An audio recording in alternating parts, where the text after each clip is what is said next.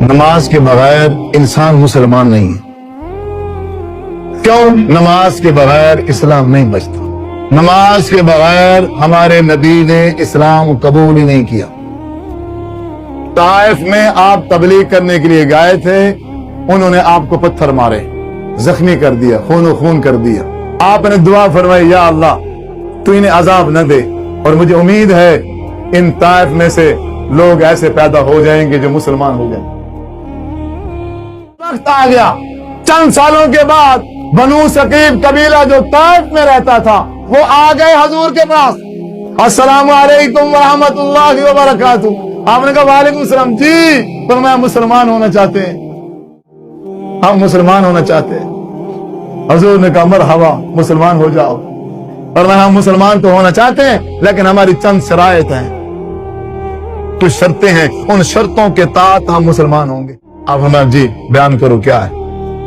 فرمایا پہلی شرط یہ ہے کہ ہم جو ہے نا زکوٰۃ نہیں دیں گے۔ ہم مسلمان ہوتے ہیں پر زکوٰۃ ہمیں ٹھیک ہے، تم کلمہ پڑھ لو مسلمان ہو جاؤ، زکوٰۃ نہ دینا۔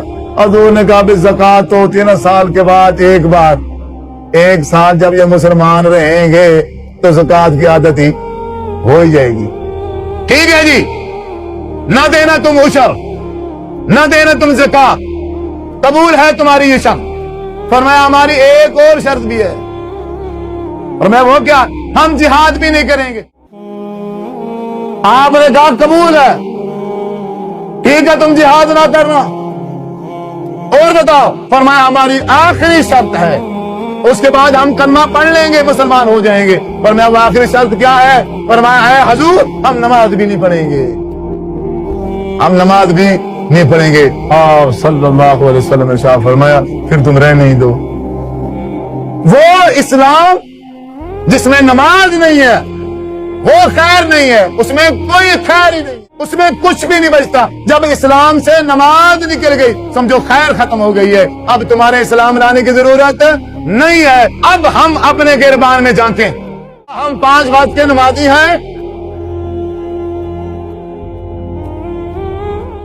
قادر جیلانی رحمہ اللہ نے کہا جو بندہ نمازی نہیں ہے جب وہ مر جائے نہ اس کو غسل دو، نہ اس کو کفن دو، نہ اس کا نماز جنازہ پڑھاؤ، اسے گھسیٹ کر مسلمانوں کے قبرستان میں بھی دفن نہ کرو، ایسے کسی گڑھے میں جا کے پھینک دو۔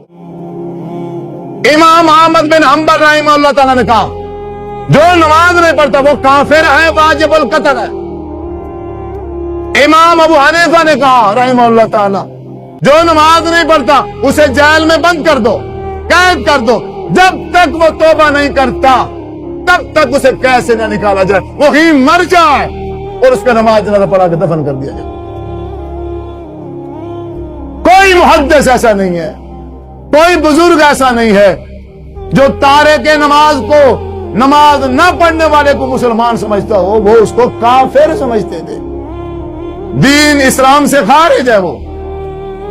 اب اس مسجد میں جتنے ساتھی بیٹھے ہیں اپنے گربان میں جھانکیں، کتنے بھائی ایسے ہیں جو 5 وقت کی نماز نہیں